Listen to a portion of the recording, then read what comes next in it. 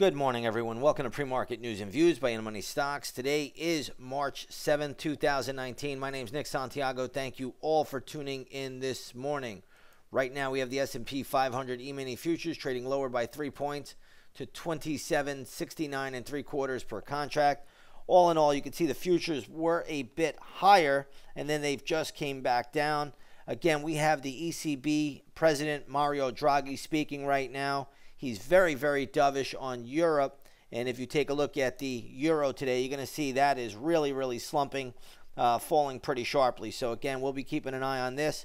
We'll update you more in the intraday stock chat room later. But, again, money coming out of the euro, obviously going into the dollar. So we'll see how this shakes out today. Futures a little bit under pressure here ahead of the opening bell. All right, let's take a look at stocks in the news because that's where we're going to try to focus and make some money. First one I'm going to look at here is Kroger. Kroger is getting hit pretty hard today. Stock closed at $28.44, now trading at $25.15. So you got a big sell-off. This is on the back of earnings. The only level that might interest me for Kroger would probably be around the $24.65 level, maybe $24.70 area. That's an area of interest, but we got to see where this thing opens up first. But I will be watching that level once and if it does get there. Next up, I want to take a look at Burlington. BURL is the ticker symbol here. This has been a market leader. Stock is falling today. It closed at 167.18. They reported earnings as well. It is now trading at 155.46. When I look at this one, the only level that interests me would be around 148. Let me explain why. If you look at the daily chart here, you're going to see this stock rarely trades 1 million shares a day. Once in a blue moon, it will do it. But the reality of it, it trades 500,000, even a little bit less at times on average. So you want to be a little bit careful there. This is what we call overshoot properties to this. But when you look at it intraday, the big sell-off, I would be attracted to the 148 level or even a Pierce of 148. So keep that on the radar today. Let's take a look at AEO, which is American Eagle. Stock is trading at $20.82, closed at $21.32. So nothing really to do there yet. We'll keep an eye on it. We'll see where it goes, but not a whole lot of strength. This is actually a little bit lower than yesterday's close. So, again, on the back of earnings, we'll see how this shakes out. One stock that made a move early today, but it looks like it's not holding, is NXPI, which is a semiconductor play.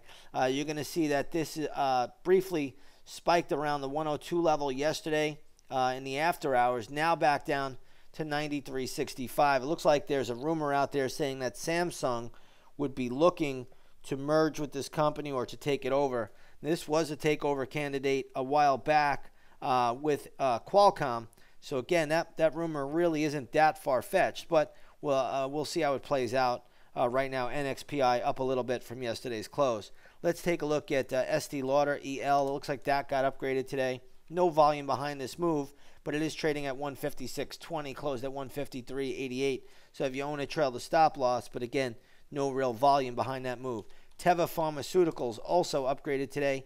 Stock is trading at $16.16, closed at $15.97. So a little move there.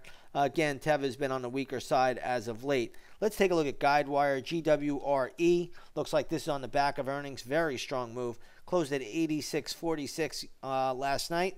Now trading at $97.70. This is an excellent pop. Again, this stock might have some upside potential. It rarely trades 1 million shares a day. Sometimes it does, sometimes it don't. But when you have stocks like this, they can go higher. I would watch the 102, 102.50 level before this thing can run out of gas. But right now, a little long in the tooth, but there could still be some more upside, especially when it's a light volume name. Next up, I want to take a look at H&R Block. HRB is the ticker symbol there. Stock is trading at $23.50. This is basically right where it closed. Did have a little pop to $24.40. Did get a little drop down to $22.50. Now back up to the $23.50 level. So basically flat here. We'll look at it once the opening bell rings. There's nothing I would do with it ahead of the opening bell. Let's take a look at JCI, which is Johnson Controls. Retype that there. JCI is the ticker symbol.